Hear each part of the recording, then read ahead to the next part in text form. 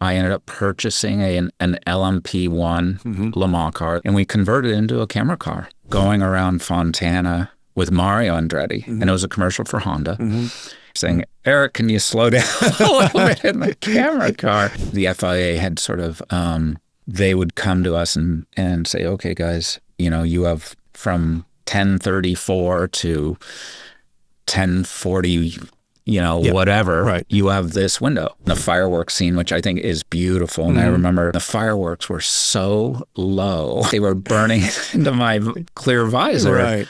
First couple of test days, we ended up breaking every stabilized head on the car. It was just too much G-loading. I heard you weren't even a coffee drinker when you started this company, though. I didn't even look at it like starting a business. It was an art project for me. And now we sell subscriptions all over the world, and it's some of the best coffee in the world, and we win big roasting awards. And by the way, now I am a coffee drinker.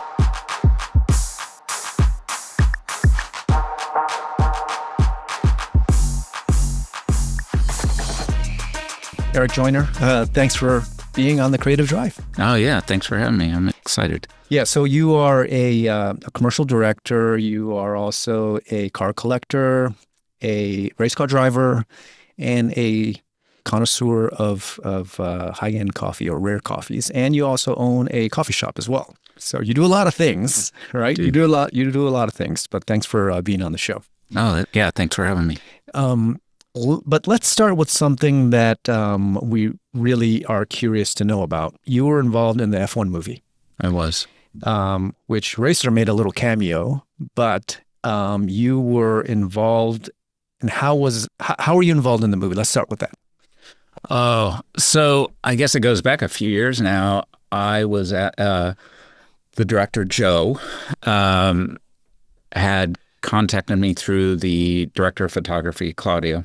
I'd worked with Claudio on commercial work and some other stuff for probably 2 decades. And Joe had a script about Formula One, and he reached out and said, hey, a big part of this movie is the racing, the on-track action.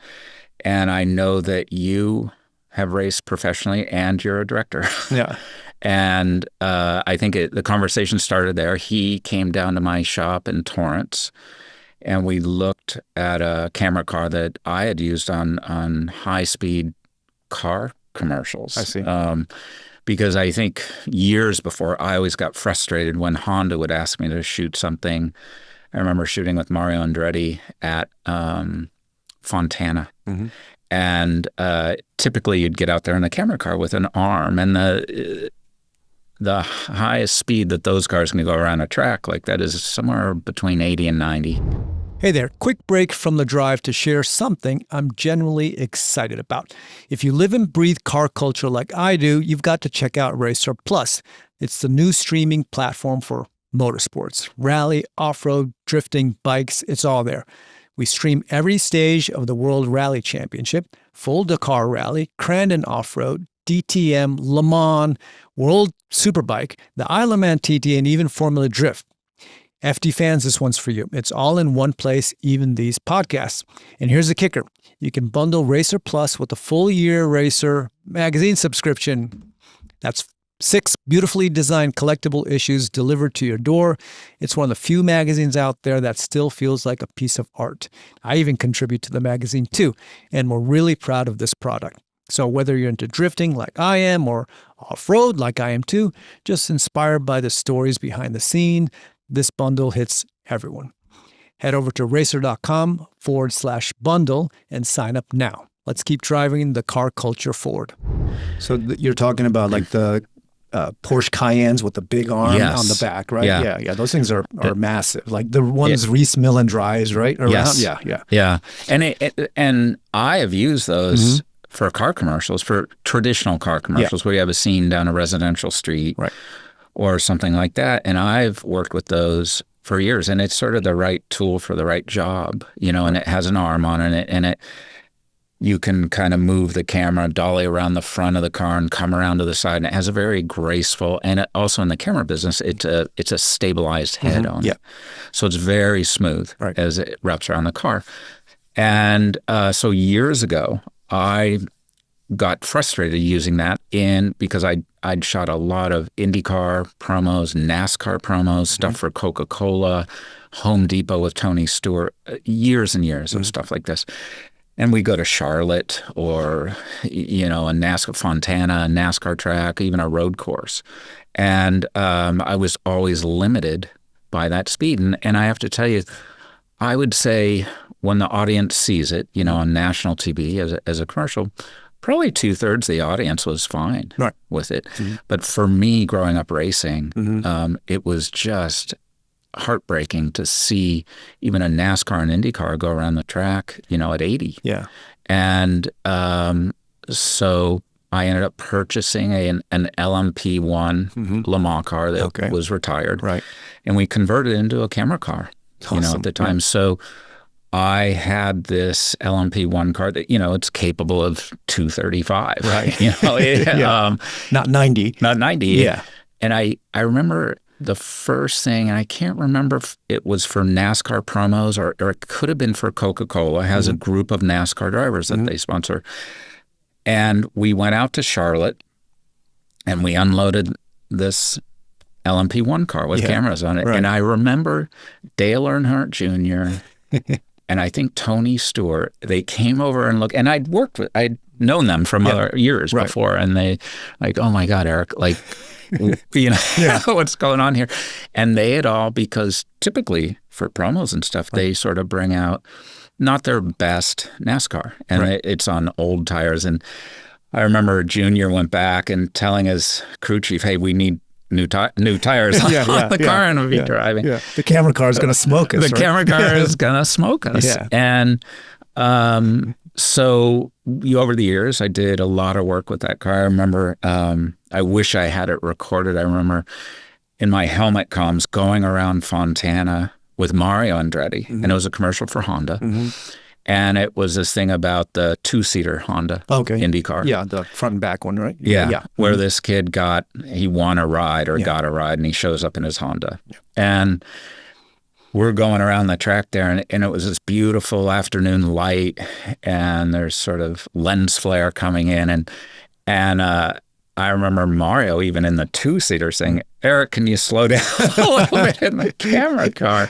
Which made me so happy. Yeah. Because even the brief few seconds that's on the screen, every time you cut to it, it was like, I felt like my racer friends and the people that I admire and try to do work for really looked at that and said, oh my gosh, the car's moving. Yeah, you're actually going fast. It's not fake. Yeah. You can actually see the suspension working, and it just has that feel.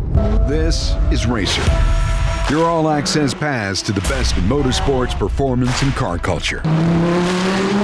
Get Racer Plus for live races, extended highlights, breaking news, and fan-favorite build and enthusiast shows, all in one place. From Formula Drift to off-road mayhem. A full-blown nail-biter. Supercars to grassroots brawls. Garages to rare collectors. Stream it all, anytime, anywhere. This is about machines and the people who move the culture forward. And when the screen fades, the story continues in Racer Magazine, a collectible trusted by champions, creators, and connoisseurs. Every page, a deeper dive into the soul of speed and performance. Racer Plus and Racer Magazine, the ultimate bundle. Built for the obsessed, powered by passion. Yeah. So where was the camera mounted on this LMP car, though? Well, that car has a number of mounts on it, and we did use, that was one of 4 cars that I used in the F1 movie. So there's a rear center mount, there's a front center mount, there are a couple side mounts to it, and they're all in the camera business what we call rigid mounts. So it's not a gyro stabilized not a gimbal head. Moving around with a stabilizer. Yeah. So we used that, for that. We actually took that car out and did tests before the F1 movie with that car. We had Patrick Long out that day, who I've raced with and known forever, and a couple other drivers, and we did some tests. We actually did a test off the rear with a stabilized head. I think there were 2 or 3 heads that we tried on it. And I remember the technicians for the head saying like, oh, this will be fine. We put them on helicopters. And I was like, I've shot a lot of stuff from a helicopter, and it's just the G-force is different in a car. Yeah. And I think that first couple of test days, we ended up breaking every stabilized head on the car. It was just too much G-loading. Right. For that car. So we ended up working out sort of a different system that we used on the movie. We did use at Daytona, there was a stabilized one shot that was stabilized head on it. And we did on my camera car, we did put the self-leveling head, which I think was fantastic. So going around the banking at Daytona. Where you could actually, so the camera itself would level out, and you can see it in the trailer and in the movie. So then all of a sudden you got this perspective, Right. that was fantastic. Yeah. Going around there. And I remember when we were shooting, both John Doonan and I think there were people from the France family, and watching that. Right. And I think they ended up that was trying to think if that was 2023 or 4. They ended up sort of trying to incorporate that into some broadcasting to do that. Oh, in the actual broadcast as well. Then. That's what I heard. Okay. I don't know that I've seen it yet, but it's a really cool, dramatic point of view. And because a lot of viewers that have not been to Daytona or a super speedway like that or Talladega, and people that haven't raced around there don't realize, even though everyone's like, oh my gosh, the banking's steep, like, it's steep. Yeah. It's If you stand on it, you actually can tell how steep it is. Yeah. So, and I remember for the first time in the camera car going around there, because what they would do for me in the camera car is on my dash, they would mount a monitor. So when the camera's off the back of the car, I can frame up. Right. So I'm essentially, as the driver, I'm placing the camera on the track to get the best shot possible. Right. And both Joe and Claudio were very precise, with the shots that they wanted. So I would have to sort of get myself, into that position. Right. I always kind of joked around that the 2 words out of Joe and Claudio and the stunt coordinator was like, oh, that was great, Eric. Can you go faster and be closer to Brad or Damson or the stunt, stunt driver? But I remember going around the first time around Daytona and seeing that point of view and thinking to myself, oh, this is going to be so cool. Yeah. Because the viewers will really get the sense that, wow, that, those cars are really on this intense banking. Yeah. No, that was the first scene, the first racing, segment of the film. Yeah. I mean, what was it like, working on set and on, with stars and, going basically around the world, right? Like shooting all this. Well, so after we did the tests here in LA, then we were off to England. We were really based out of England. A lot of the crew was from England or based out of England. There were other people from around the world, and they did, I have to say, to their credit, to Joe and the producers and everyone involved, they really assembled a pretty amazing group of people to bring around. And I went to Silverstone for, I don't know, it seemed like months, but it was probably 1 month before we started shooting, maybe 2 months before. Right. And really our first shoot was at the Silverstone Grand Prix. Okay.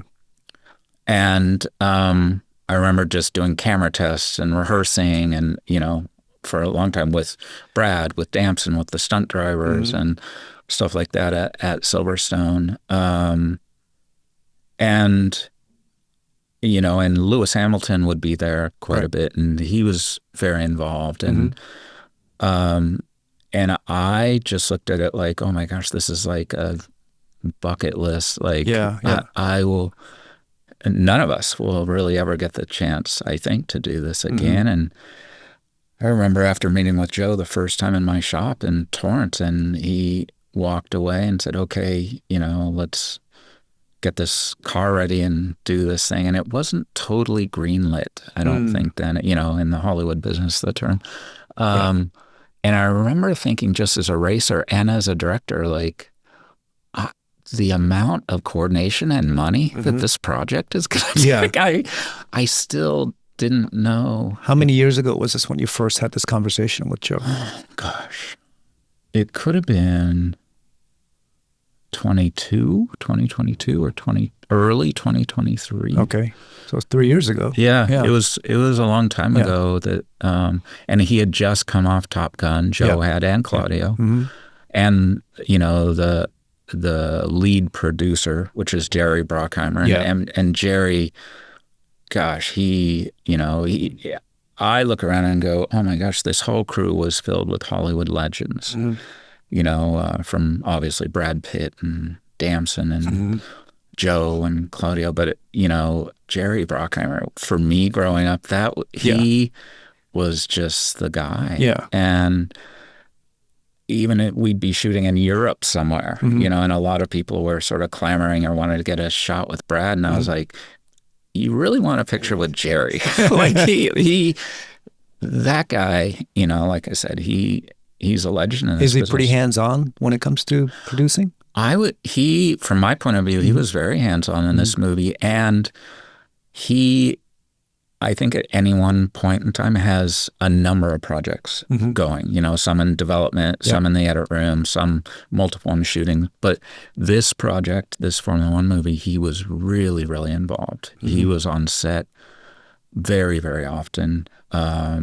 He just seemed so passionate about it. And I remember after I'd get off track, he was one of the first ones to come and pat me on the back or smile, about a shot. Because, and I especially in the beginning, before the Silverstone, the footage we were they were doing tests of dialogue and they were building out the set. That I think this is the other amazing thing that Joe and Jerry and everyone pulled off for this movie is we essentially built the set within a real race. Yeah. Yeah. And it, for me, as a racer and, someone owning a production company and a director, like I knew the moment, that started happening, the value of this and how hard this would be to pull off. But, most movies, if you look at other movies like Ford versus Ferrari, a lot of that was shot at Willow Springs and other places, and they CG in things, and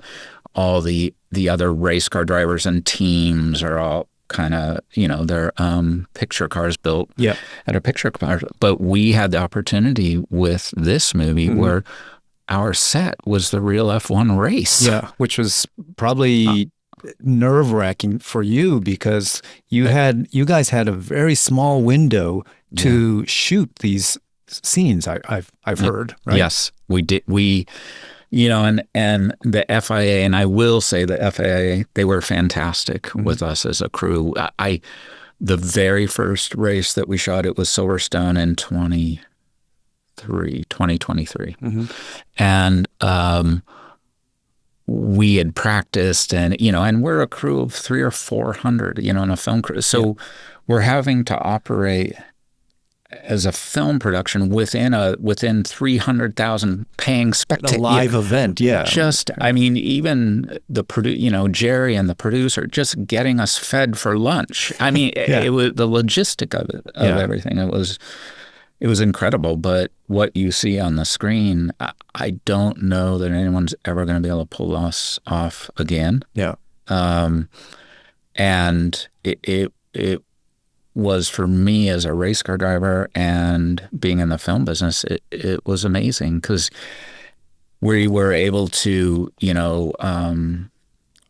shoot shots with Damson and Brad in their fire suits walking. And this was the real pit walk of Formula One.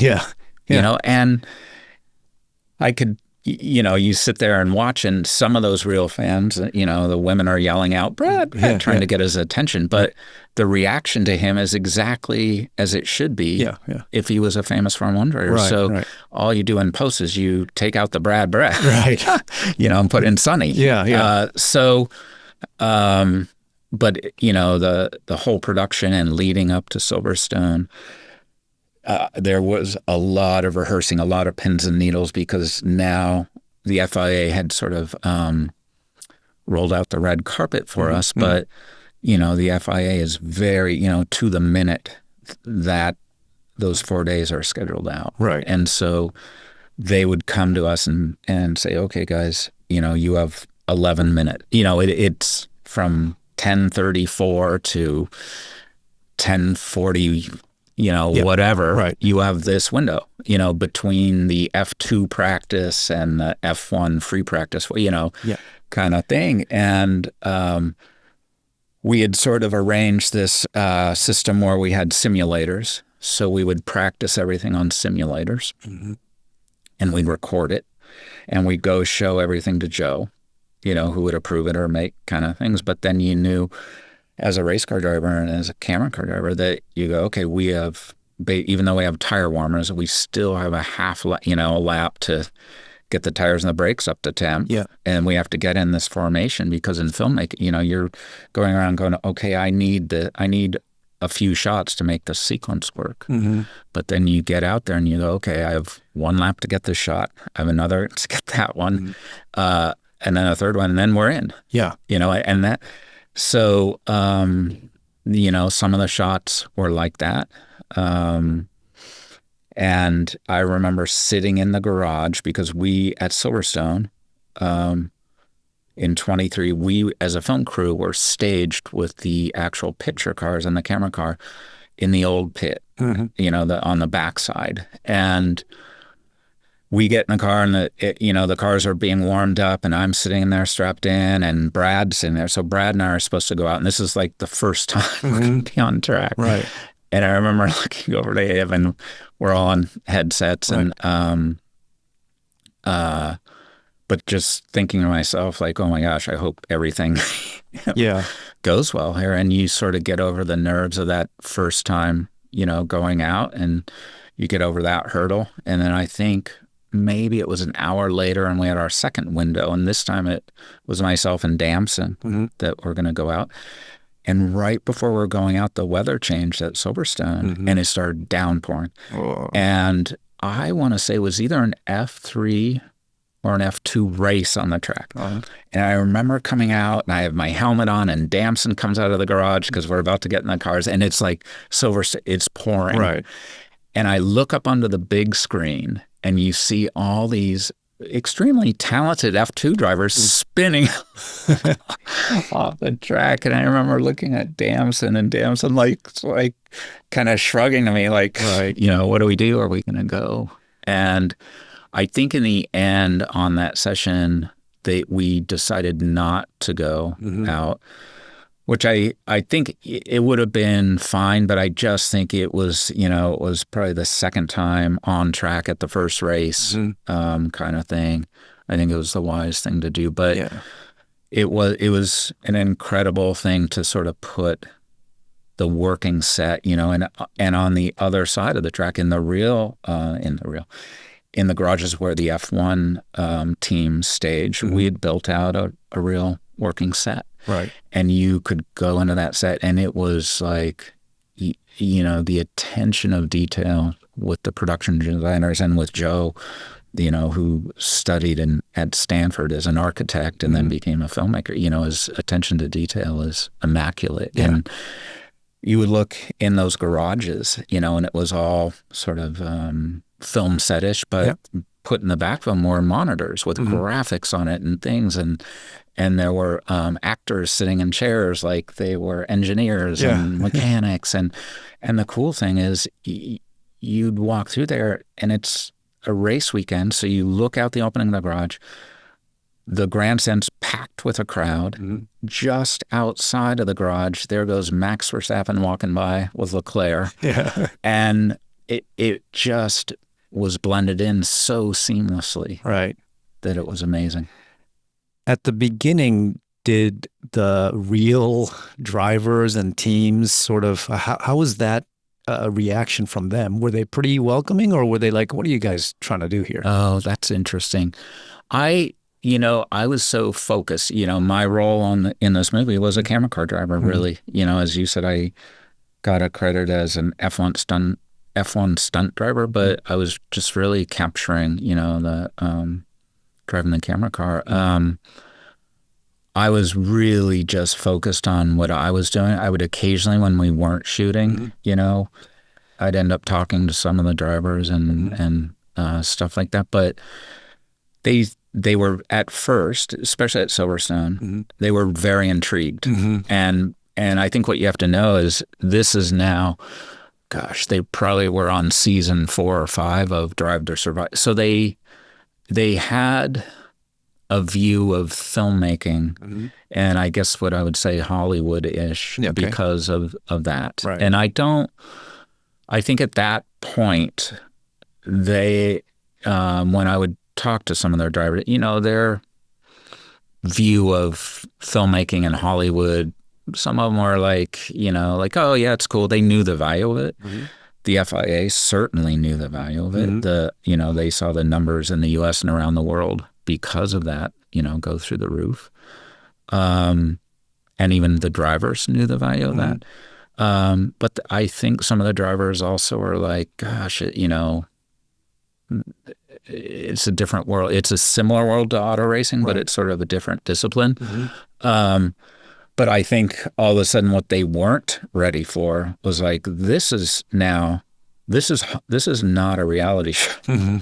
Like, this is Hollywood coming into their world, like full force. This is Jerry Bruckheimer and Brad Pitt. And like this, and Joe Kosinski. This is Hollywood's best coming in there. And to see the level of detail, I remember, I'm trying to think, it was Leclerc, a couple of drivers, and it could have been Max Verstappen walking around our picture cars, which now at this point everyone knows we took F2 cars. Right.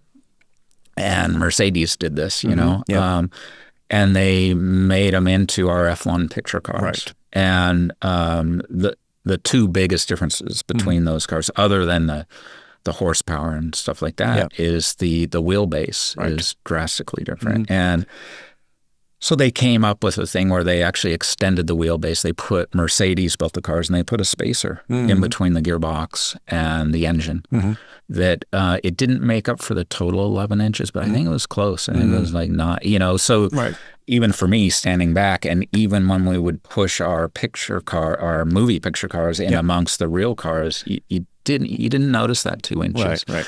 And so I think the drivers were, kind of like, wow, this is, and I think even on the first weekend at Silverstone, they're like, okay, these people are serious. Like, this is, they, and they strolled, a lot of them, in and out of and they'd politely ask to come into the quote unquote set, which was a garage built out. And I remember Lewis saying later, like, wow, it was not only beautifully done, but just like extremely accurate. And so I think from the first weekend, that at Silverstone, that kind of set the tone for us. And I think they really they got into it and sort of enjoyed it. It ended up going on for, because of the SAG strike, a year and a half. So I heard or read somewhere that there were like iPhone cameras attached to was it the F2, the picture car? So now you're asking me stuff that I don't have a intimate knowledge on, but I just know because I know Claudio and people in the camera department. So, Apple obviously is a producer for the film, and Apple has incredible technology.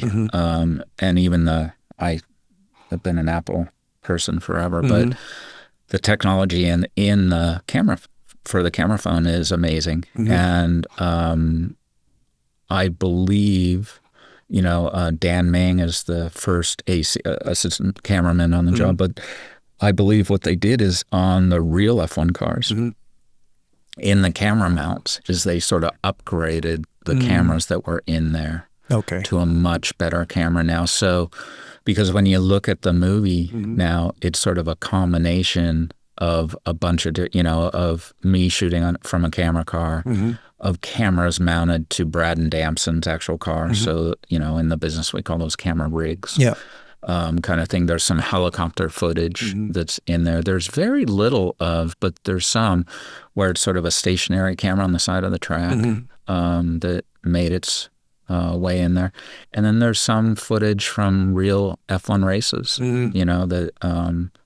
that they put in there. And I believe because we need a different quality than is broadcast, there was a huge effort in this. And I remember after the initial test at Willow Springs, we went to a test screening at the IMAX theater, their headquarters in Marina del Rey. And I remember sitting there with a couple of producers and Joe and Claudio, and looking at the footage that I'd just shot, from my camera car. And it really, I think we were all taken aback by, wow, this is really what it feels like. You go in that IMAX theater with the sensory, the sound, the way the screen wraps around, and the quality of the imagery, and go, oh my gosh, this is the chance for anyone that really hasn't had the good fortune to step into a race car to go, that's what it feels like. Yeah. And so the quality that we needed, even out of the cameras that they would put on Lewis's car or Max's car in a real race, had to be better quality than was typically broadcast. Yeah, the quality, I watched it in IMAX. I made sure to watch it in IMAX because if you want the full experience of that film, I think you really have to watch it in IMAX. How did they get the racing scenes so realistic with Brad driving like right in the middle of the race? How does that happen? Yeah. So I would say that was a sort of a combination of things. And did he drive the F2 car most of it, or were there some other, stunt drivers that came in and took his place? Brad and Damson actually drove a lot of the footage that you see in the film. There were at times, other drivers, that came in and doubled, basically put on, their helmets and doubled for them. But a lot of that footage that you see, and I think what Joe and Claudio and Jerry Bruckheimer had learned from Top Gun, which was their previous film to this, is that the value of really getting Tom Cruise actually in a jet. Yeah. And where you can see it in Brad's face and eyes, that his cheeks are there's G-force on him, and he's having to deal with,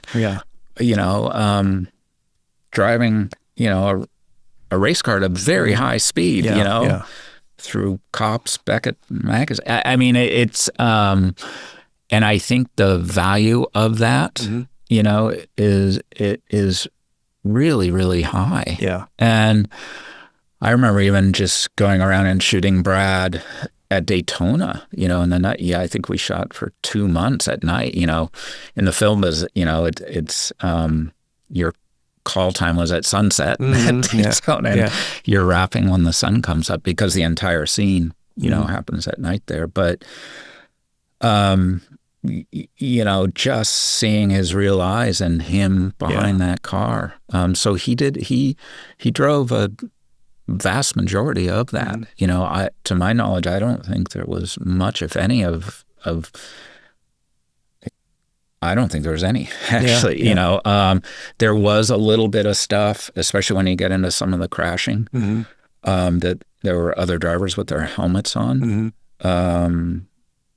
Two very accomplished drivers, both Craig and Luch, doubled for those guys. And but for a lot of it, and I have to say, Brad, he and Damson started out, they got a lot of practice beforehand. I think they told me I think they had cars set up for them in France before we started filming. And then we did a lot of practicing in the first month or two before Silverstone at Silverstone. Okay.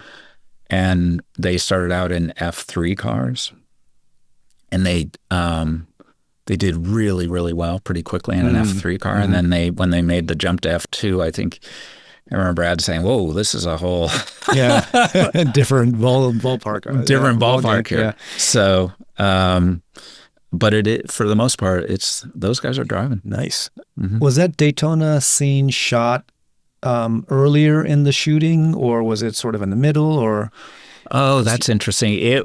It was. I want to say it was right around the real race. It was. So it was. Is it end of January or early February of 24? So it would have been, if there was no SAG strike, it would have been at the end of the shoot. And I think actually the last.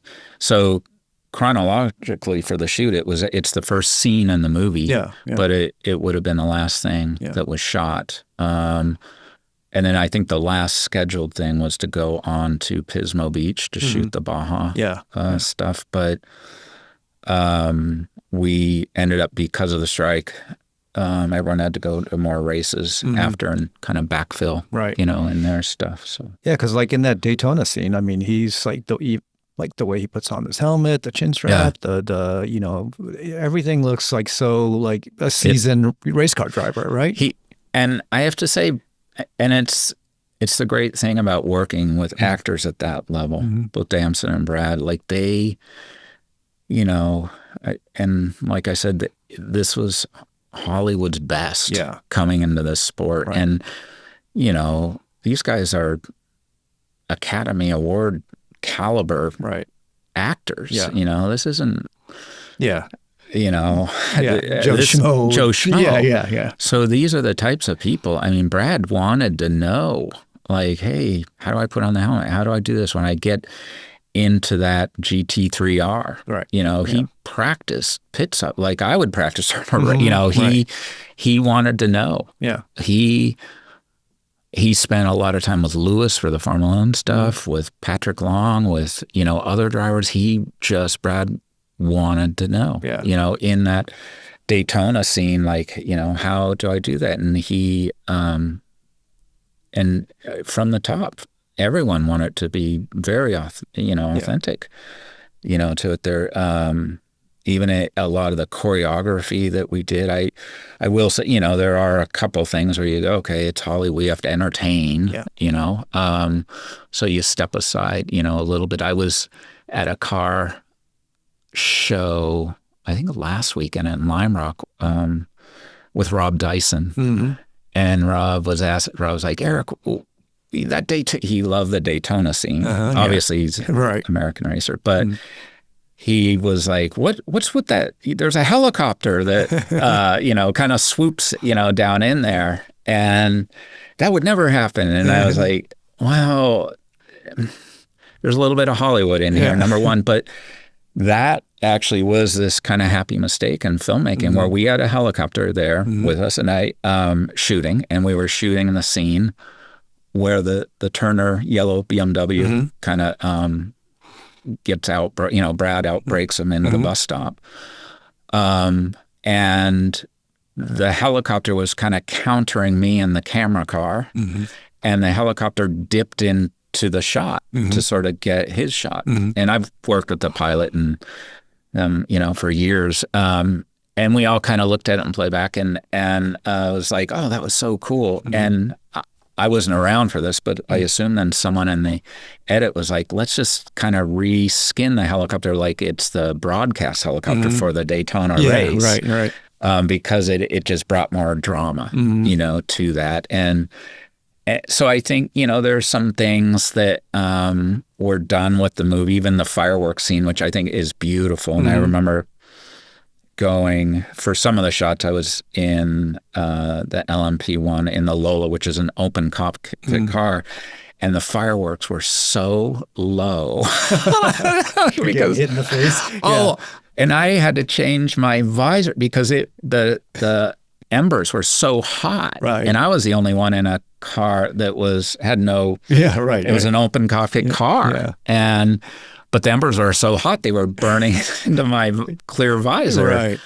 And but it looks like it looks fantastic. It's though. beautiful the way that it's done. And I remember every take coming around and those fireworks going off, and it was like magic. And some of them were like hitting the road in front of me in the camera car and bouncing off and hitting the Brad and the Turner car, behind us. But so there are some things, but for the most part, and we really tried to get the racing to be fast and accurate and stuff like that. I had to chuckle when I saw Pat in there, coming out as a gentleman driver, and then Brad goes in and he fixes whatever, Pat messed up on. I know. I felt so bad because I read the script for probably a year before, and I knew Pat was going to play that, and I was so happy for him that he got to play that. I mean, Pat's just been such a great guy and a close friend for years, but the backstory of his character is that he's fallen down the order. He's like, no, he's the fast guy. I know. Pat is like an amazing. And the other funny thing about that movie is I think Pat, the stunt coordinator or somebody, because we had a bunch of, in the movie, we call them background cars, other than the two hero, the Wright Motorsports GT3R Porsche and the Turner BMW were the two, cars going at it and stuff like that. But we had a number of cars that were the background car, just kind of incidental in and around and stuff that we'd go through. And I think for most of the shoot, they had Pat driving the Honda. Okay. Yeah. Really? Yeah. And it was funny because I think at one point, we were there for weeks and weeks and weeks. But Pat got out of the Honda and was like, man, this thing, like, he goes, I wish I had driven one of these before when I was racing the Porsche, because I know now where this Honda is clearly fast and where, it lacks a little. But, and then, so we had all these background cars, and we had this incredible group of drivers, some of Hollywood's best, and I've known these drivers for years, from Tanner Faust and Reese Millen, Sam Hubinet.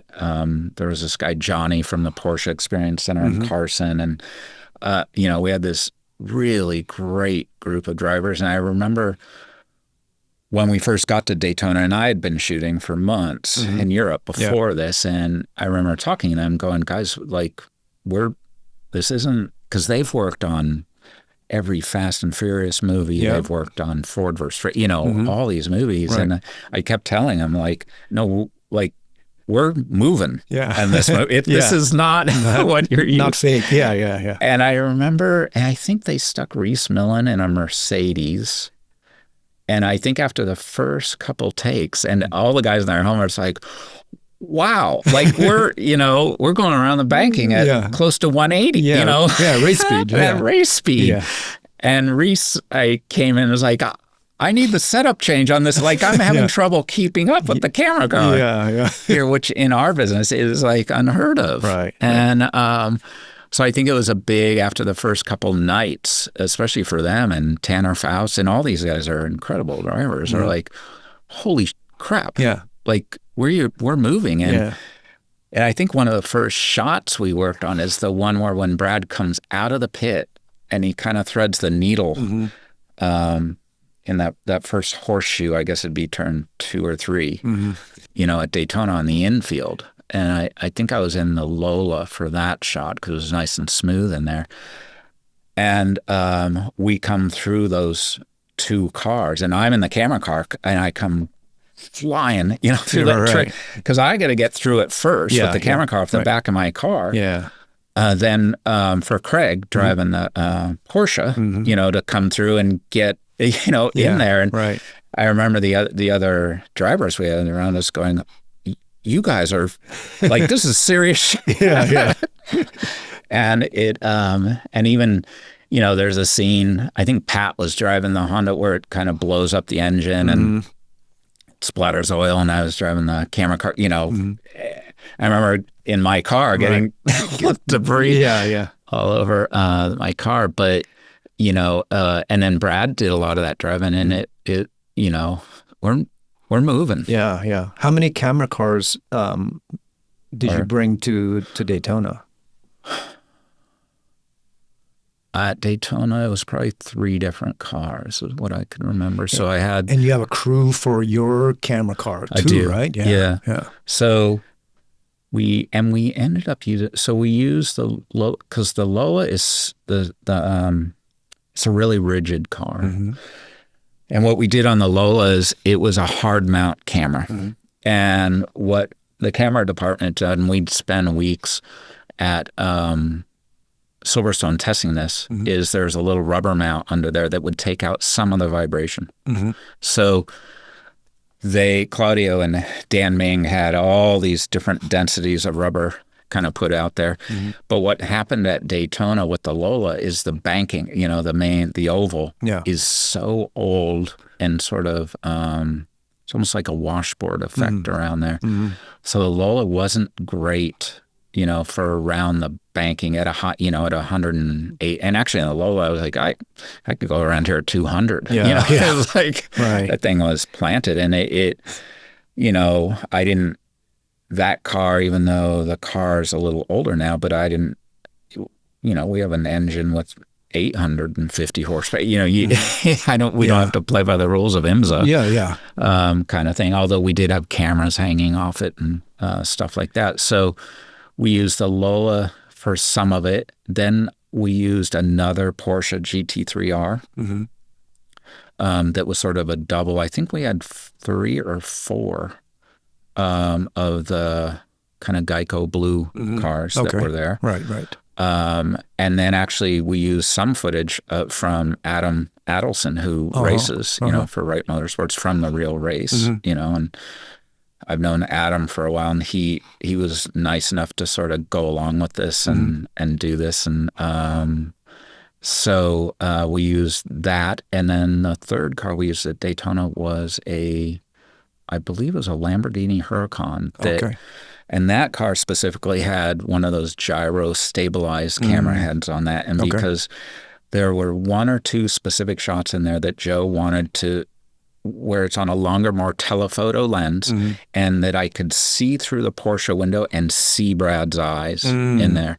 And this is and we had some other shots like this in Europe, but getting that shot always made me the most nervous. Was that the hardest part of the job? Like trying to center your camera to where it. I think that a lot of the shots, because they were so precise, and I'm dealing with a DP, Claudio and Joe, that are also really, really, and to their credit, it's what makes the movie. Right. But they were very precise about some of the shots, not every shot, but about some of the shots. And there was, at Daytona, they wanted to see in there that it was really Brad driving that car going around there. So, and so I had to position my camera car probably a foot. My right rear was probably a foot from Brad's left front. Okay. And so I have a big, heavy camera. Yeah. And we're going around that track, really fast. Right. And I kept Brad's got to be pretty good too, because he's got to keep it straight, right? Yeah. And fortunately now this is to the point where now Brad is very competent, in a car. But, and I kept on my headset in that scene because we're going around and it's beautiful. And, I think they cut to it a couple times in that sequence. But, I kept, because I have a radio in my helmet. Right. Where then I can talk to the stunt coordinator and Claudia, everyone in what they call Video Village. Yeah. But then I'm talking to Brad too, and Brad can talk to me in the car. And so I would keep, going, hey, how you feeling back there?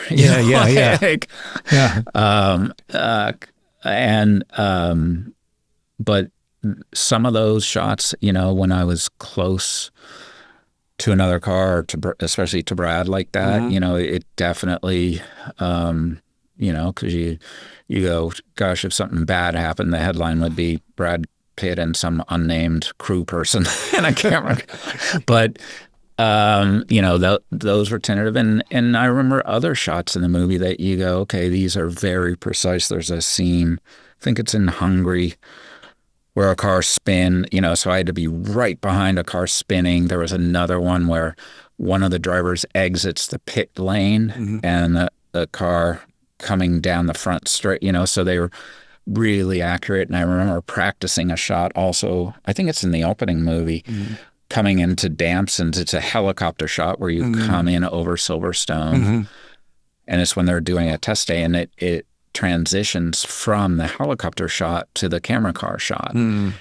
And Claudio and I remember just rehearsing this, getting this shot, off the side of the Lola in Silverstone. And it was this thing. So they wanted this big, beautiful helicopter shot. You see all of Silverstone, the countryside, you come down, down, down. And then there's an edit in there that you can't see, and it goes from the helicopter camera to the camera from the camera car. Right, okay. And then Joe wanted it to go right into this tight shot of Damson's helmet, profile in the helmet. And it was at a part of the track in Silverstone. It's the old front straight. And you go, okay, and it has to be fast, Yeah. So we would rehearse this thing of coming out to the turn that leads onto that front straight, and you get up to 160 miles an hour, and I would start in the camera car as far as I could driver left, and Damson would be in his car kind of driver right, and then I would, as we get right before you turn into this very fast right-hander, it needed to come into this shot right there. Well, just as I was getting, into there, and I'm hearing like, yeah, it looks good. Oh, yeah. And I'm going, like, I got to brake sooner and start turning in. Yeah. But not only that, I have to let, Damson get ahead, because we have to then file in. Right. So there were a number of shots, that were tricky like that. And we had, and I wasn't, that there were other people driving these cars, and Brad was driving a lot of this stuff. And even for Brad, there was a lot of precise stuff in here. But, in the end, it was very rewarding. And I look back on it, and even the racing part of it, and I love the movie Ford versus Ferrari. Loved it. But I have to say, when I look at the racing footage, and even Rush, I loved Rush. Yeah. But I look at the driving footage on track, and it's just a letdown. Yeah.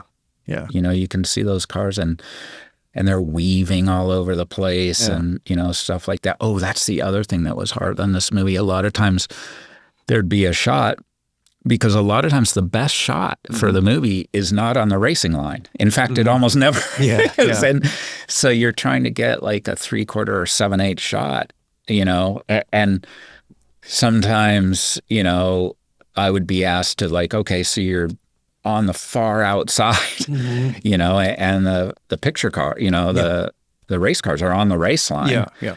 But then as they hit the apex and I'm on the outside, then it's like, okay, they're going to go back to, and so I have to course, So, and then, you have this situation sometimes where they don't always know what they're asking. It's like I'm trying to politely explain, like, hey, it's, we're not going to be able to turn if you make me do this move, right? Right. Like, hey, we're just to the edge of like, of the tire here. You'll get the shot, but I'll be in the wall, right? And, so that, I think, now that I think about it, that was one of the most, for me, going, okay, racing my whole life is coming into this going, okay, the best shot for the movie is most of the time is not on the racing line. And it's not, so, you have to readjust every, of like, as a race car driver, it's like you brake at the last possible minute, you carry a lot of that brake down to that apex and you're on the gas, but it's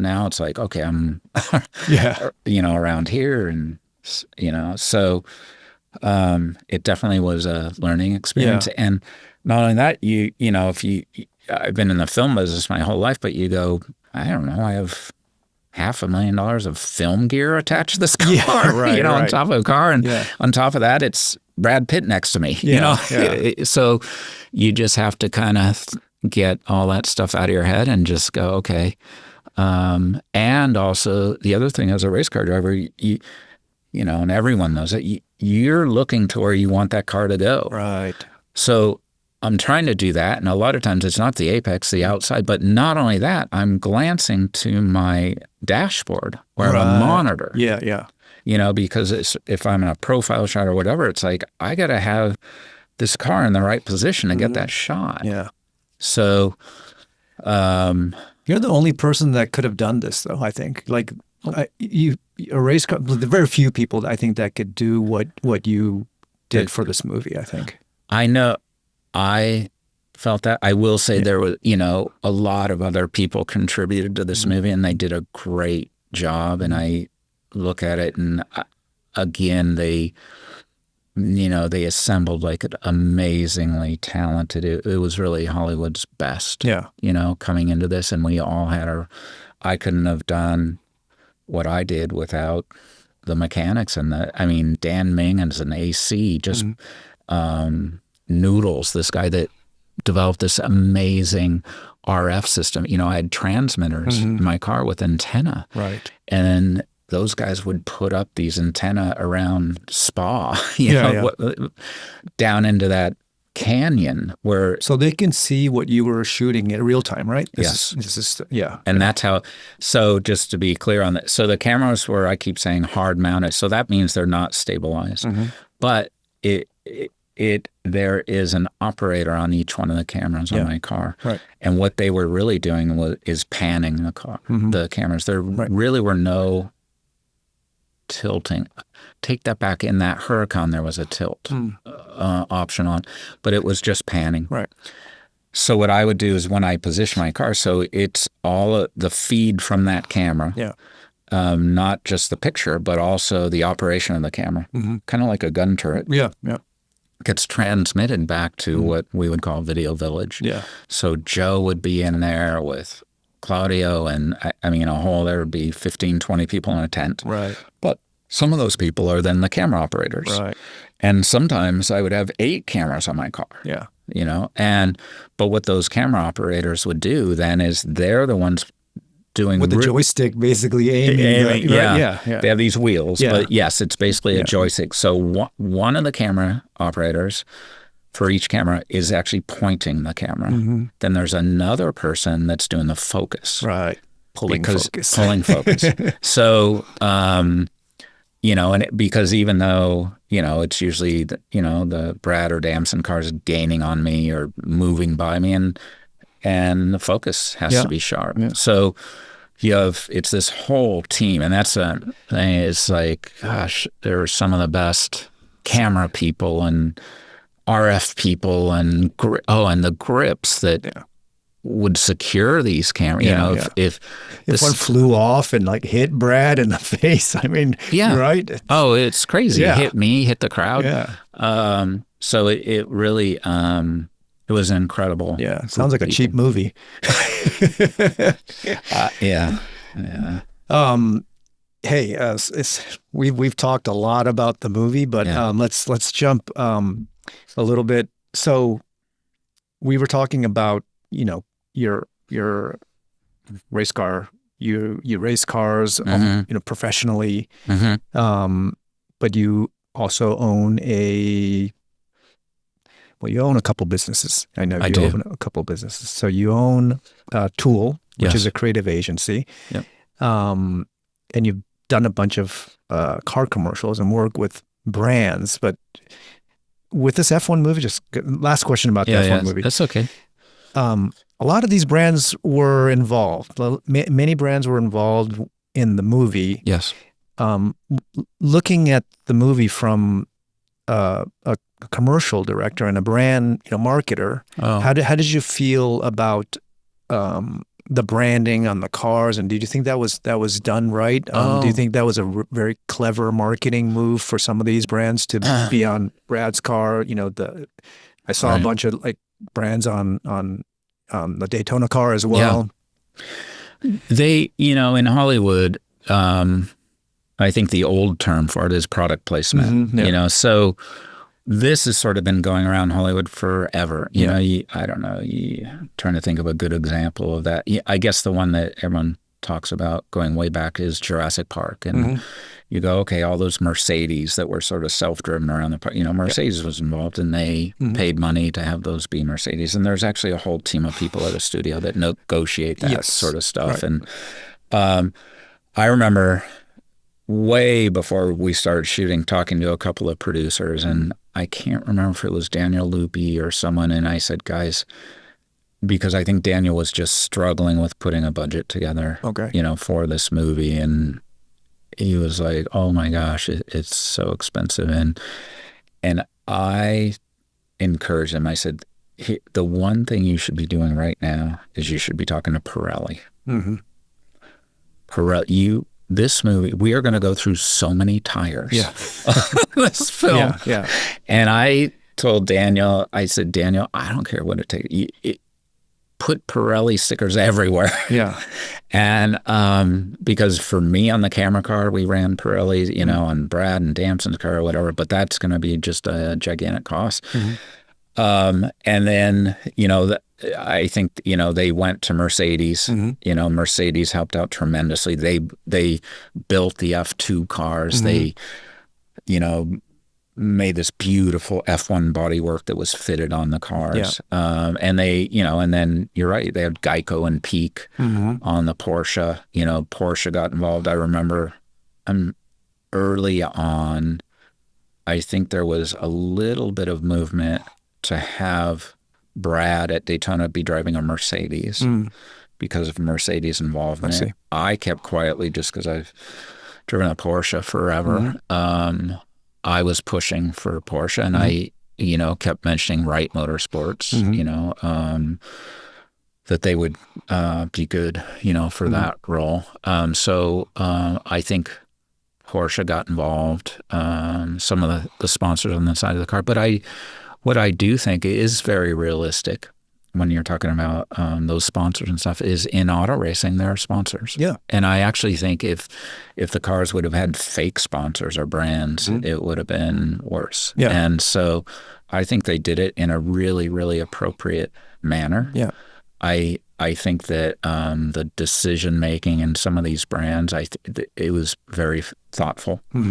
And the brands that they brought in, I have to say, even for me racing now, I'm to a point where I really want to make sure the brands align, you know, with what I, you know, I have this mobile helps me out, but it honestly for me, mobile, I've used Mobile One before they started helping me out. So I don't even, it's like a good relationship sort of thing. Porsche helps me out in the Trans Am series. But I grew up, my dad had a Porsche Speedster. So, and I'm in a fortunate position where I can be choosy, you know, about things. But I think to your point, all the brands that they brought in, I think they were really appropriate and cool, and they made the most out of them. There's a watch company, and now even that the movie's out, you see the you know, the way Hollywood does it, you know, the brands help leverage the movie. You know, the ROI on that must be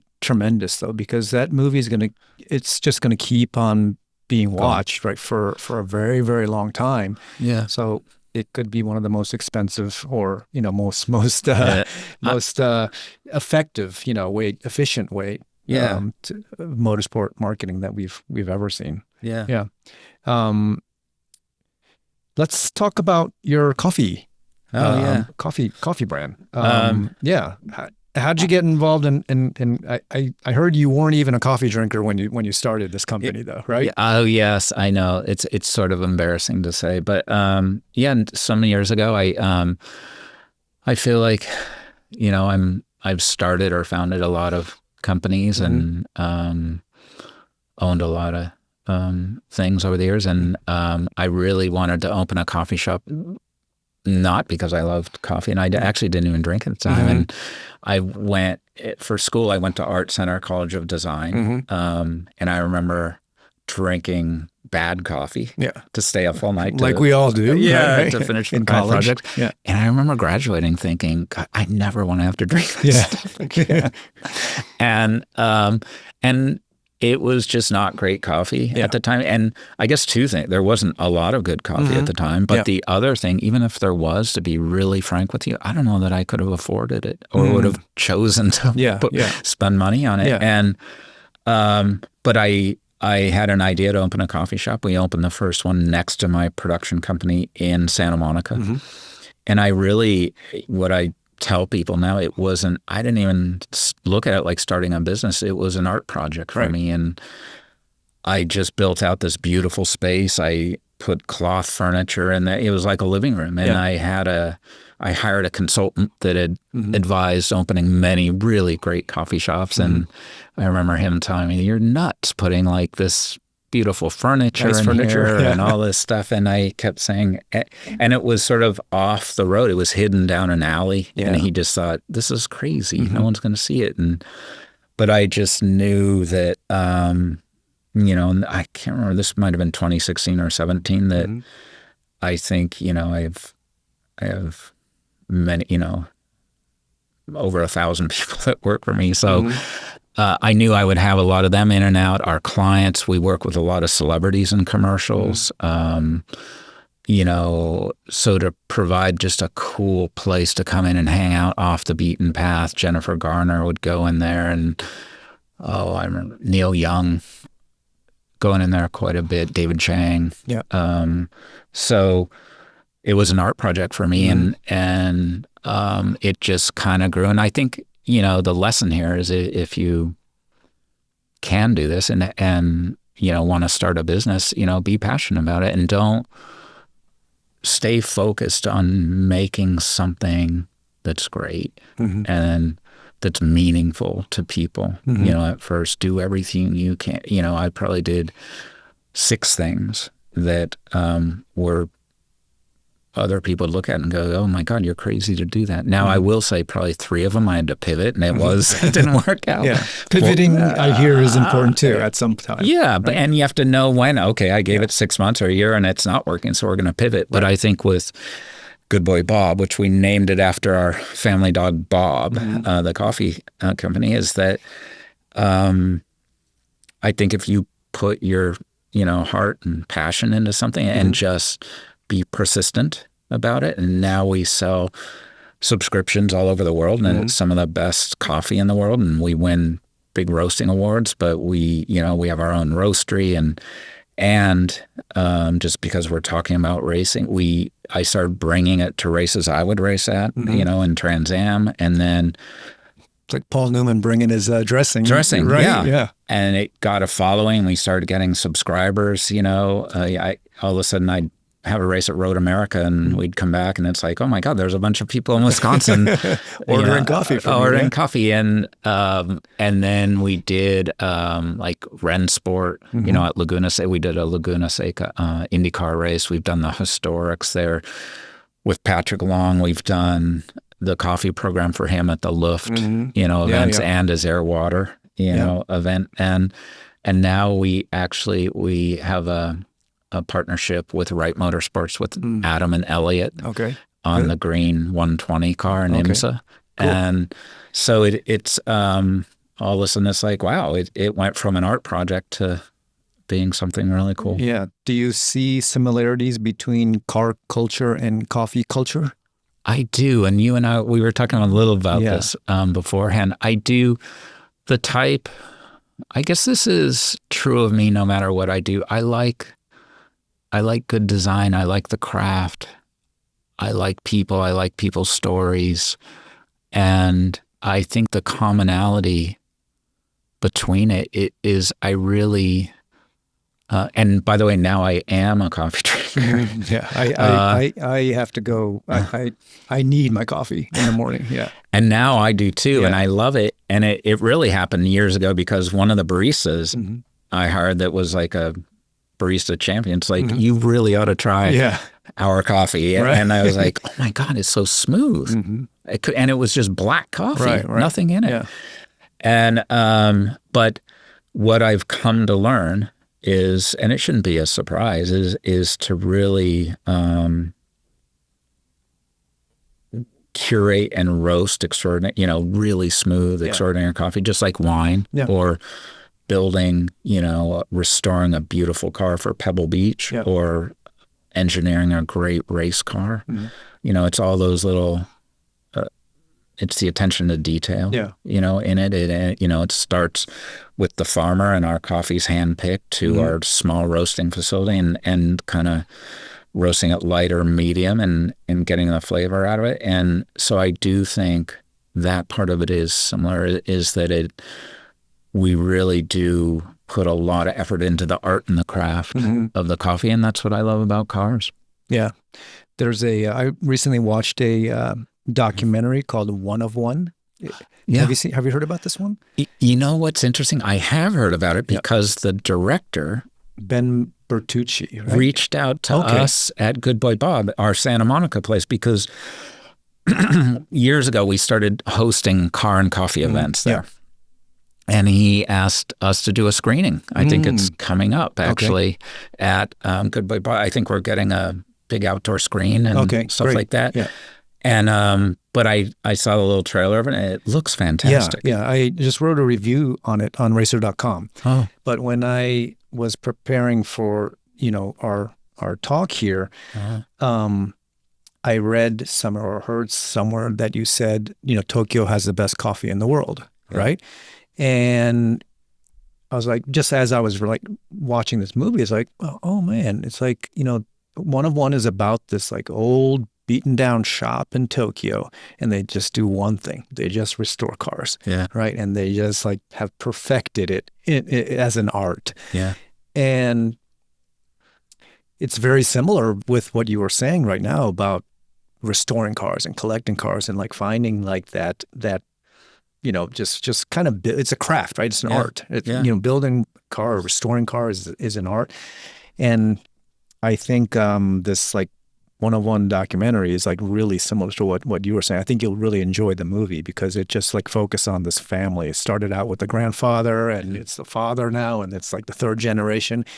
And it's like from the outside, it doesn't even look like a car shop. It's like this beaten down building, but the cars inside and that they work on are just like, top class cars.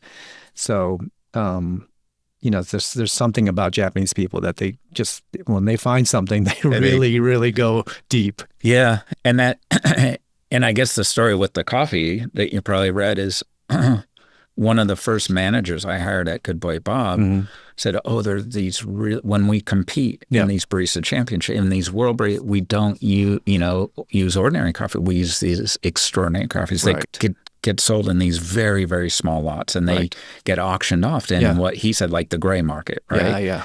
And he told me at the time, you can't get any of this in the United States.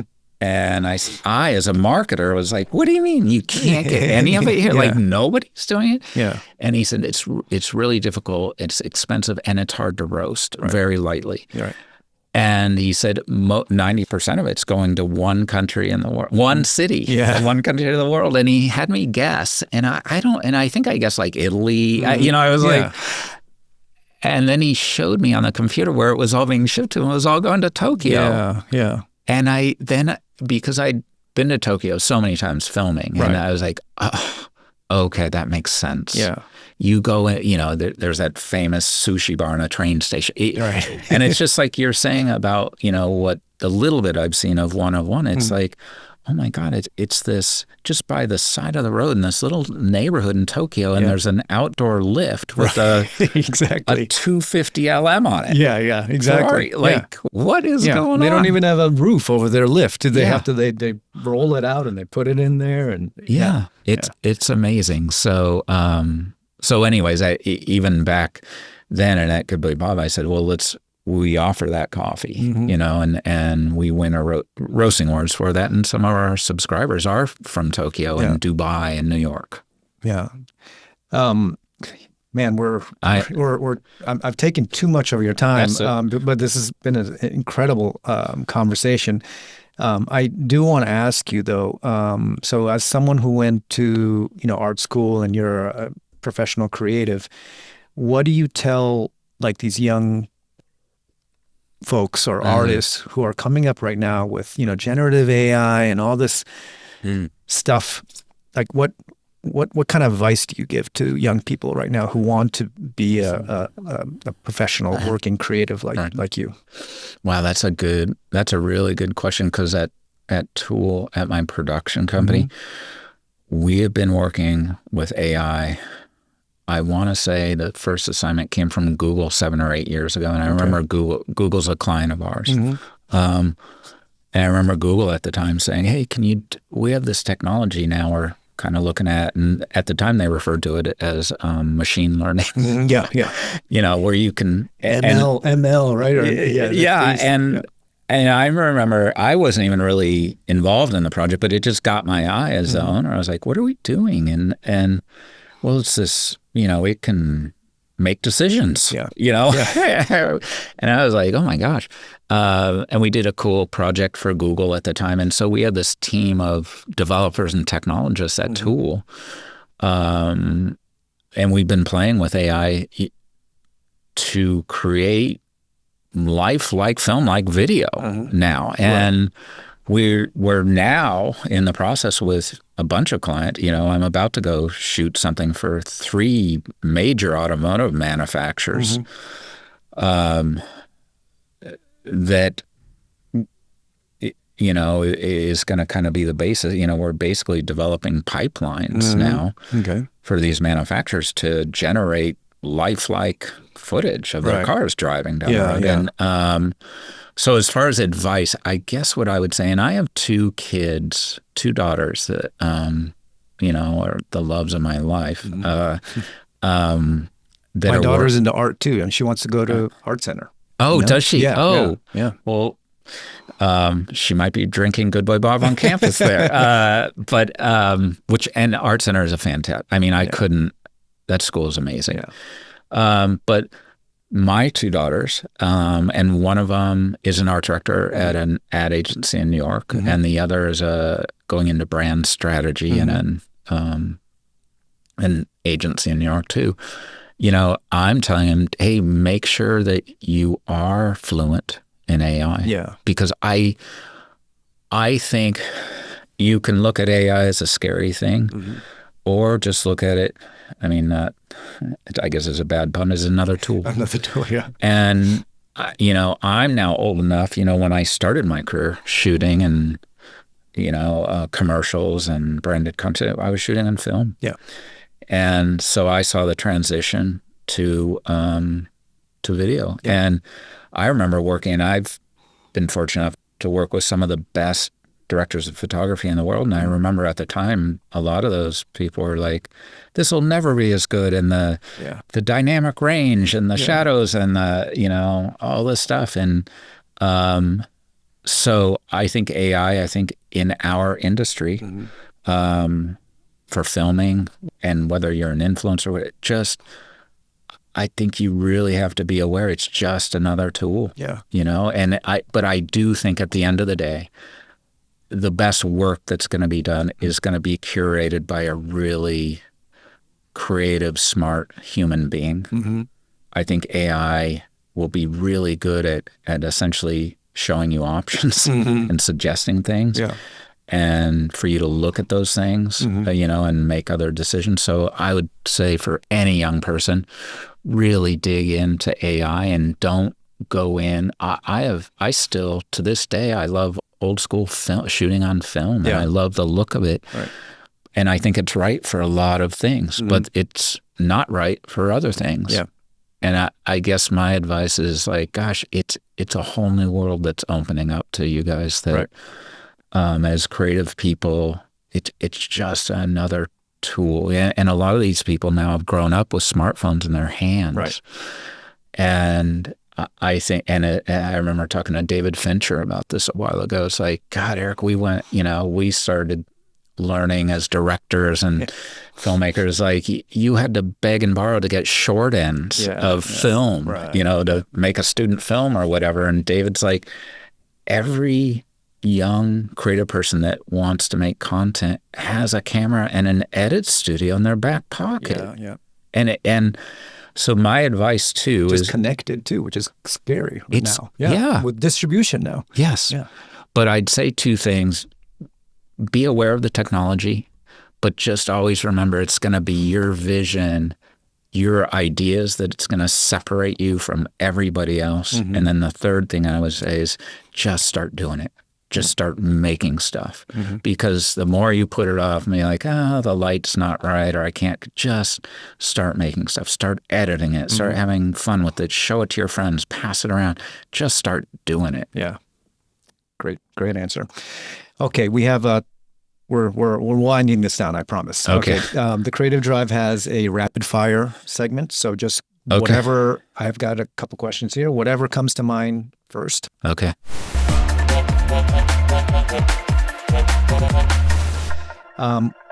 If you had to drive one car for the rest of your life, what would it be? Ooh. Well, it'd probably be a Porsche just because I grew up with them and I love those cars. And it might be, I have to say, we bought a farmhouse in the Hudson Valley area of New York City. And I've met this group of guys in this Hudson Valley Cars and Coffee Club. And the roads are amazing there. And I have a couple of cars there. I have a fairly modern Porsche GT3 RS, and I actually think it's a little too much car. Okay. So, I mean, that thing is a modern marvel, but I would say it would be a early 70s 911 Porsche. Could just be an S. Okay. All right, good. Favorite car movie of all time? Oh, well, I have to say the Formula One movie that we just worked on. Most memorable shoot location? Oh.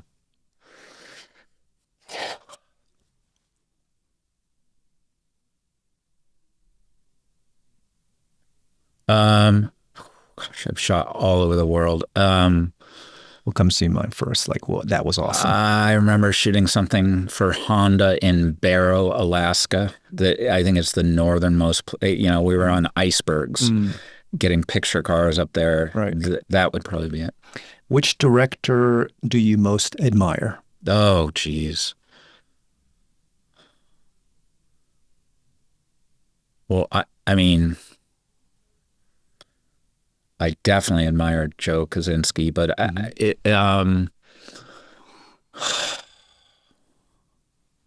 I'd probably really go to, the first movie my dad dragged me to in a movie theater in New York City was 2001: A Space Odyssey, and I would say Stanley Kubrick would be it. Do you drink coffee before racing now? Oh, yes, I do. I love my coffee now, and I love everything about it. Favorite car in your collection right now? Oof. I've heard other people, from Bruce Meyer to Phil Sarfin say it's like someone saying, who's your favorite child?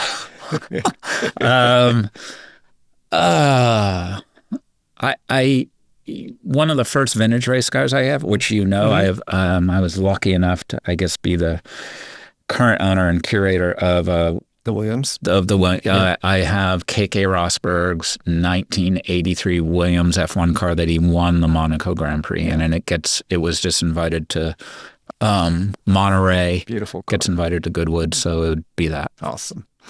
Dream client or brand you haven't worked with yet? I know you've worked with a lot of people. That's going to be the problem with this question is because I think, and we were talking about it at Tool the other day, I think we work with every Fortune 50 company that exists in the last 30 years. So it doesn't have to be dream. Like, what's the company that you feel like, I'd like to work with that company? Oh, interesting. Yeah. It could be an up and coming one too, right? Up and coming company. Think about that. What's interesting? I think OpenAI. Just because it would be. I feel like I've had this luxury working on branded content and telling brand stories where I get to be in these meetings with like the very highest level people at Apple and Microsoft and Mercedes and Porsche, you know, and it's so great just to sit at a table with, you know, OpenAI would be an interesting one, just to pick their brains, right? To see what they're thinking about. What's going on right now, and what are you know, like, what are you working on? What are you worried about, and what's the story you want to tell? Yeah. Great. Recent book you've read? Oh, that's interesting. I have to say nowadays I mostly just read news and I read magazines like Racer. Did you have anything to do with getting this book in the movie? Paul asked me that. Yeah. I knew the production design. So the production designer on set is the one that kind of pulls all that stuff out. I saw it when we were shooting in Daytona. I saw it. Yeah, because it's in the van. So I did not have anything to do with it, but I think somebody asked me, because I was one of the people on set that knew about it, like, hey, does this, you know? Yeah. Paul thought it was you. Paul thought that it was you originally. I don't remember, but I could have, because I recommended a lot of things, and some of them were like, oh, we can't do that, and others, all of a sudden I turn around and go, oh, Right Motorsport worked out. Yeah. Patrick Long, you know, right. But I did not bring it, but I could have said, influenced. Yeah. Maybe you were our influencer. Yes. Okay, awesome. So I have three questions here. Okay. It's called Who's Boosting It? Can you name a creator, a brand, and an event who's boosting it right now? Oh, interesting. A creator, a brand, and an event. I guess I'll go. I mean, I guess I would have to. So I'm going to name two events. One, of course, is Luft with Pat and Jeff's work. You know, Jeff and Pat are like the. You know, I think that every time I think, oh, it's just another Luft, it's like those guys just blow me away. Themselves every single time. I'm like, oh my God, Pat. And sometimes I'm walking around just because we're doing the coffee. I'm like, you guys did it again. Yeah. It's like, not, and I feel like I go to those events just to talk to friends and stuff like that. That's a big part of it for me. But then I turn around and go, wow, this is amazing how you stage this car and the setup here and stuff like that. So Luft would be one. The other one I'm really intrigued with, I have to say, is Grid Life. And I know you're probably familiar with that, but of course. We've had Chris Stewart on. Have you? Yeah. And I went to one. I just wanted to see, because just as a marketer and a racer, but the way they've kind of brought culture and culture classes and music. It's refreshing for me to see that happen. And then I guess the third one I'm really excited about is now Fox has come into IndyCar. And I actually think it was Rob Dyson that told me this the other day. I was like, I think Fox is actually going to bring the entertainment to Penske Entertainment. Oh, okay. Now. But I think Roger has done amazing things. And he talked about, when I was talking about passion for my coffee company, like Roger's passion for IndyCar and specifically the Indy 500, you can't get a better steward. Right. I mean, he's just amazing. But I just think that he needed somebody outside of his organization and outside of his shoes that knows entertainment. Yeah. And I guess what I would say about Grid Life, I feel like those guys, it's still starting. But I just feel like, wow, those guys are onto something. I think so. Yeah. And you're not the first person to say Grid Life on the show. Oh, yeah. Is that true? Yeah. Okay. So that. And obviously many have, I asked the same question to all of our guests. Right. But Luft and Grid Life have come up before. Yes. Yeah. Oh, that's good. Okay. I'm sorry. What were the other one? Brand and creator. Brand. Brand. And I, in full disclosure, I know the brains behind this brand, but I think that if you've been keeping your eyes on Myers Manx, I think Philip. I texted him the other day, and Philip has just been putting his heart and soul into Myers Manx, and he has such a passion and to bring back the buggies and just the spirit of them. Yeah. But I think what he hit on all of a sudden this year is this Tut Hill collaboration. And I look at that and go, wow, that now. And I text him, I go, Philip, you have for me as a storyteller and a brand kind of person, you have now like a really cool story. Yeah. I just saw Matt Farah with his car. The Rotary. Yeah. At the, he brought his Myers Manx to the Manhattan Beach Cars and Coffee this past weekend. Oh. Yeah, and he had it there. It was all sparkly and beautiful. Wow, yeah. And I just think Philip has put together a team that's amazing. Yeah. And I think he, in the beginning, and with the electric ones, it just kind of like it was a little bumpy, but I think he's really now hitting his stride. Yeah, cool. And I'm really excited now for where those Manx buggies go. And they're just, I love that they're rooted in, it's essentially a startup now, but it's a startup with a soul. Yeah. And with the name and a brand already. Yeah. And thanks, Bruce Myers gave it that soul. Yeah. And I really look like now Philip has taken that and is going to just turbocharge that, ahead. And I think, I even go, gosh, he's doing kind of what Rob did with Singer. Yeah. Years ago, and Alphaholic, you could go down the line, but that I think is Singer now, right? Yeah. Those cars are beautiful. And I remember at Monterey years ago, it was his first one that he did, and Rob, I had a bunch of cars at the Historics, and he goes, could I sneak this? Because he didn't have a car fat. And I looked at that car, and I was like, oh my God, this is beautiful. Yeah. And then I remember him telling me, because I was like, how much you're selling? What's the price? He goes, well, I'm a little embarrassed to tell you because I have so much into this car, but I'm going to have to sell these for $250,000. I was like, wow, well, that's kind of a lot. Now you look back and go, shoot, I'd buy 10 of those for that. Exactly. Now, it's like a 5-year waiting list or something, right?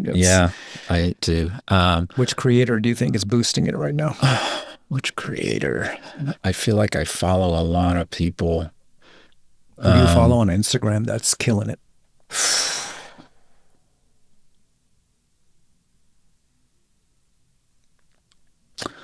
I have to say they're at Tool. We're talking to these two creators, but this is, and they go by the title of Too Short for Modeling. Okay. But I think that I don't even think they have 1,000 followers right now, but they sort of came to my attention for a lot of different reasons. It's comedy. Right. They're actually leveraging AI. Okay. A lot for what they're creating. I'm trying to think if I can think of a more appropriate one in the car world. Or I don't know if that matters. No, it doesn't. It doesn't really matter. Too Short for Modeling is good. Okay. Yeah. Okay. Final question. I mean, this is. I feel like I'm getting a master class in movie creation and entrepreneurship. Eric, what is your creative drive? Boy, what's my creative drive? I feel like I was blessed to have a father that taught me the joy of making stuff and creativity and craft. And, that he loved people and people's stories. I grew up in a house, with Eames chairs and Saarinen tables. We were talking about 2001: A Space Odyssey. At the time, I was born in New York, and it's like the Mad Men era. Right? He worked on Madison Avenue, in an ad agency as an art director. And I remember him arguing with my mother. I don't know if I was 5 or 6 at the time. And 2001: A Space Odyssey was in the biggest New York City movie theater, And I remember my mother saying, Eric's not ready to see a movie like that at this age. And he's like, my father was like, he's got to see this on this big screen. And so I would say my father, even though he's not with us anymore, it would be a big part of it. But I think it's just a chance to, I remember doing these ads a long time ago, and we had this headline that, what are you going to leave behind? And I do think also, even at Tool, I think it's to just make cool stuff and, you know, to try and create things that people admire and treasure or change people. And I even think right now at Tool, we talked a little about AI. We're sort of the one commercial production company that's really leaning into AI. And I think I have a chance to really change the kind of branded content industry right now. And so I think it's a combination between my father and then always whatever art project that I'm doing, going, okay, this is, you know, my thing here. I will also say I'm having so much fun with this little coffee company. Let's see those. Let's see those bags. You know, we have on the fronts, we kind of put a different piece of artwork that's on these things. Yeah, these are beautiful bags. Yeah, wouldn't expect and this less. Is that's an Bob? oil painting Is of that Bob. Bob? Yeah, Aww. the family dog, and we're actually coming out with some new bags soon. Bob. But we that having, you know, that type of business and the coffee, I have such high aspirations for now sharing this coffee, and it gives me so much joy to even go to an event like Luft or Rennsport, and our coffee is now in the Porsche Experience Center in Carson. Oh, okay, great. Is to be able to hand somebody like a world-class cup of coffee or a latte at one of Patrick and Jeff's Luft event, you know, where you go, well, the cars are curated. The coffee should be curated too. I know, but I think what so many people don't realize, like to get this level of coffee and to steam the milk and to have that at a car event, it's a huge undertaking. But I guess so, yeah. The joy of it's almost making like a Michelin star plate of pasta. Right. You know, at Air Water, you know, or at Rennsport at Laguna Seca. How do you take your coffee? Like this one, like how do you do it? You know, I guess I've fallen into, I love a latte because I love a milk flavor, but I like a pour over, and I'll have an espresso also. And our coffee is now, it's so smooth. And I think that for me, you know, we have people on our coffee team, you know, and these are the type of, they speak at TED conferences about coffee. I mean, we have some of the best and the best, you know, working with us. We're building out a new roastery at the Hawthorne Airport. But for me, it's really just having it smooth. And it goes back to Art Center when I drink and be like, oh my gosh, this bad bitterness and this aftertaste. But I do like just a simple pour over. Yeah, that's how I take my coffee too. I just do black. Yeah. Because I feel like I can taste the coffee in the purest form. It's like just hot water through the beans, you know. Yeah. Well, and I through the coffee. Brought some for you guys, but you should try it because you know, we win these big roasting awards for our coffee, and a lot of it, you know, our coffee gurus will get into the tasting notes on the back and stuff like that. But at the end of the day, for me, is that it's really smooth.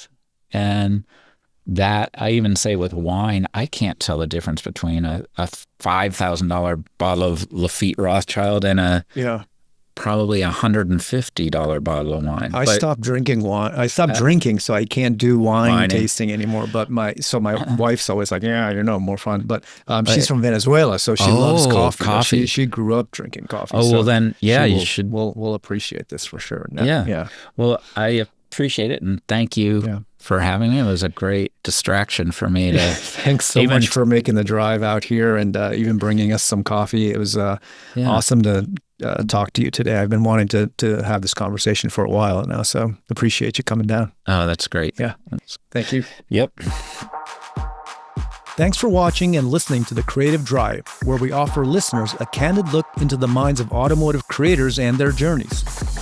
The Creative Drive is available on all podcast platforms, and we have more awesome guests lined up for you guys, so please subscribe so you don't miss any episodes. If you're interested in partnering with us, or if you have any feedback, please email us at podcast@racer.com or DM us in our Instagram. The Creative Drive is produced by Molly Binks from Racer Studio, directed by TJ Keon, creative director George Tamayo, and edited by Andrew Snyder. We've got new Nick, OG Nick, and Morgan on the socials. I'm your host, Taro Koki. Thanks for watching again, and we'll see you next time.